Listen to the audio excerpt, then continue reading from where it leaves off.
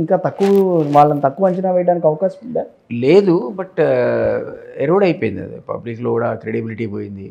ఒకసారి 39 సీట్స్కి వచ్చిన తర్వాత కాసకూస ఉండింది, కానీ ఆ తర్వాత పార్లమెంట్ ఎలక్షన్స్లో ఎప్పుడైతే వాళ్ళు 0 సీట్స్ వచ్చాయో ఆ కాస్త కూడా పోయింది. అంటే వాళ్ళలో ఉన్నటువంటి లోపాలేంటో మరింత ఎక్స్పోజ్ అయ్యి డిస్కషన్కి వెళ్ళిపోయాయి పబ్లిక్ లోపల.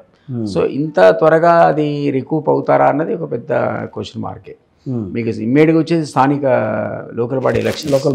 ఆ లోకల్ బాడీ ఎలక్షన్స్లో నాకు తెలిసి బీజేపీ వర్సెస్ కాంగ్రెస్ పోటీ ఉంటుంది తప్ప టీఆర్ఎస్ అనేది ఈవెన్ లోకల్ బాడీలో గెలవదు. అంటే దాదాపుగా హైదరాబాద్ చుట్టుపక్కల 7 జిల్లాల్లో ఇప్పటికీ బీఆర్ఎస్ వాళ్ళ ఇది స్ట్రాంగ్ హోల్డ్ అయితే ఉంది. డెఫినెట్లీ ఉంది. ఎమ్మెల్యేలు ఉన్నారు కాబట్టి మీరు అంచనా వేస్తున్నారు, కానీ ఆ ఉన్న ఎమ్మెల్యేలో 39లో 10 మంది ఆల్రెడీ కాంగ్రెస్ వచ్చేసారు, తీసుకెళ్ళిపోయారు. మళ్ళీ వెనక్కి వచ్చారుగా మరి వాళ్ళలో ఒకళ్ళిద్దరు మళ్ళీ వెనక్కి వచ్చారు. వస్తామని ప్రయత్నం చేసి మళ్ళీ స్టేట్మెంట్ ఇచ్చి లేదు లేదు కాంగ్రెస్ కొనతారు. కాదండి, ఒక్కటి దిలీప్ గారు, ఇప్పుడు అసలు ఎందుకు తీసుకోవాల్సిన అవసరం ఏంటి కాంగ్రెస్ పార్టీకి? ఆపరేషన్ ఆకర్షణ లేకపోతే ఘర్ వాపసి ఇట్లాంటివన్నీ అవసరమా ఇప్పుడు? అంతకుముందు ఇది బీఆర్ఎస్ చేసిందే కదా, మేమే కనిపెట్టింది కాదు. బీఆర్ఎస్ యాంటీ డిఫెక్షన్ బిల్లు ఉండగా కూడా ఆయన 2014లో ఆయనకు అవసరం లేకుండా, అంటే 63 సీట్స్ అప్పుడు మాకు 64, ఆయనకు 63. మరి ఆయనకు కూడా అవసరం లేదు అప్పుడు. ఆయన అసలు అడ్మినిస్ట్రేషన్ పక్కకు పెట్టి వేరే ప్రోగ్రాం పెట్టుకోకుండా కేవలం విపక్షాలను ఖతం చేసే కార్యక్రమం పెట్టుకున్నాడు. పెట్టుకుని అప్పుడు టీడీపీని కానీ ఆఖరికి సిపిఐని కూడా తీసుకున్నాడు, కాంగ్రెస్ అయితే 12 మంది తీసుకున్నాడు. మరి అప్పుడు ఏం అవసరం ఉండే ఆయనకి? సో యాంటీ డిఫెక్షన్ చట్టం ఆయనకు అడ్డం రాలే. ఇప్పుడు ఆయన చేశారన్నది మనం కాదనే కదా ప్రజలు ఇప్పుడు ఈ రోజున కాంగ్రెస్ పార్టీ పట్టం కట్టింది. కాంగ్రెస్ పార్టీ కూడా అదే యాంటీ డిఫెక్షన్ ని ప్రోత్సహిస్తే నేను కాదని అనట్లేదు. నిజంగా అసలు మా వాళ్ళ ఇంకో స్టెప్ ముందుకు పోయి ఎవరైనా రావాలంటే రాజీనామా చేసి రావాలి, లేదా వస్తే చెప్పులు పెట్టుకోవటండి రాళ్ళు పెట్టుకోవటండి అనే మాట కూడా అన్నారు, కానీ కాదని అనట్లేదు. కానీ సెకండ్ టర్మ్లో కూడా బీఆర్ఎస్ చేసిన పని అదే, ఇట్లాంటివి ప్రోత్సహించింది. కాబట్టి బీఆర్ఎస్కి అయితే రైట్ లేదు అసలు మా గురించి అడగడానికి మాట్లాడడానికి. నీవు నేర్పిన విద్య నిరజాక్ష అని మేము అంటాం. కానీ మీరు అన్నట్టుగా ఇక్కడ ఎందుకు చేయాల్సిన పరిస్థితి వచ్చిందంటే, అసలు మేము అధికారులకు వచ్చిన నెల లోపలనే కేటీఆర్ అన్నాడు ఇది 3 నెలల ముచ్చట, ఇది ఉండదు గవర్నమెంట్ పోతున్నాను. అదే 6 నెలలు అన్నారులేండి, 6 నెలలు పోతున్నాడు. ఆ తర్వాత senior most leader BJP leader Laxman garu ఈ పార్లమెంట్ ఎలక్షన్స్ అయిపోగానే ఈ గవర్నమెంట్ ఉండేది కాదు, డబుల్ ఇంజిన్ సర్కార్ వస్తుంది. అరే 8 మందితో ఎట్లా వస్తుంది, ఆ 39 మందితో ఎట్లా వస్తుంది? కుట్ర చేస్తే తప్ప. అంటే మా దగ్గర ఉన్న వాళ్ళు 10 మందినో మీరు అన్నారు కదా, ఇంకోడు సీఎం క్యాండిడేట్ ఇంకో సీఎం క్యాండిడేట్ అని. ఆ కేటీఆర్ అన్నాడు మేమేం చేయాల్సిన అవసరం లేదు, మీకు ఏది మీ బాంబు అనేది ఒకటి ఖమ్మంలో ఉంది, ఇంకో బాంబు నల్గొండలో ఉంది అన్నాడు. ఇవన్నీ కూడా ప్రొవొకేషన్. ఈ ప్రొవొకేషన్ వల్ల మళ్ళీ ఒకసారి రీఅసెస్ చేయాల్సిన పరిస్థితి వచ్చింది. బాంబులు లేవా అంటే ఖమ్మంలో కానీ పక్కన? ఏదైనా డిఫ్యూజ్ చేయాలి కదా, ఉంటే డిఫ్యూజ్ చేయాల్సిందే. మేము అలో చేయలేం కదా, ప్రజలు మాకు పట్టం కట్టారు. అది 64, 65 వాటెవర్ సిపిఐతో కలిసి 65 కావచ్చు.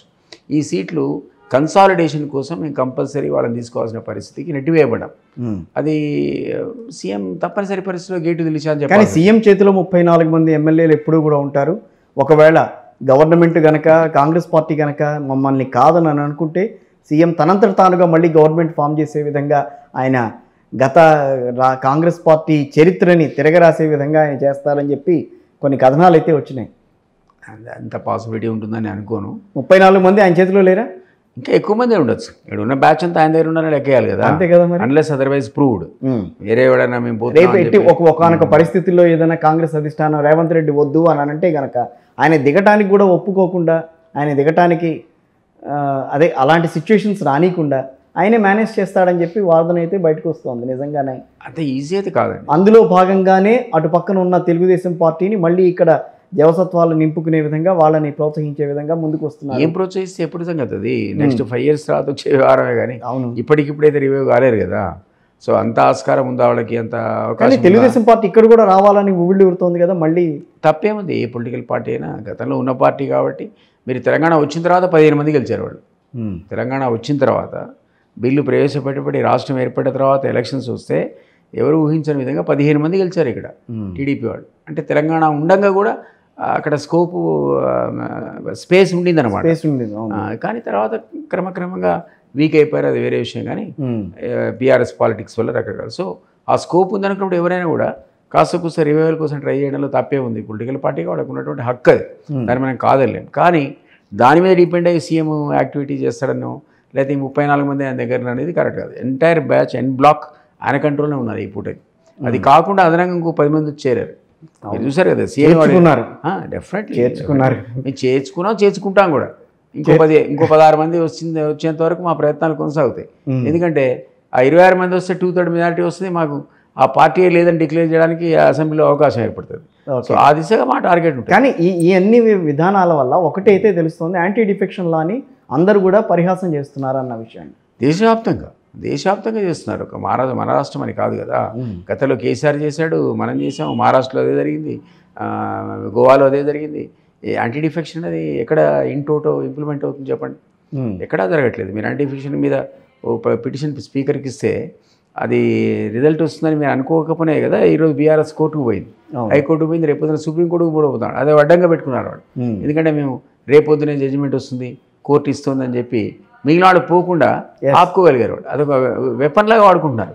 అది జరగదు, పోదు. మనకు తెలుసు స్పీకర్ పవర్స్ లోపల కోర్టు ఎప్పుడు కూడా ఇంటర్ఫియర్ కాదు. కానీ దిలీప్ గారు, ఇంకొక క్వశ్చన్ అడుగుతా. చంద్రబాబు లాంటి వాళ్ళు సీనియర్ నేతలు మళ్ళీ తెలంగాణలో గట్టిగా రావాలి అన్న ప్రయత్నం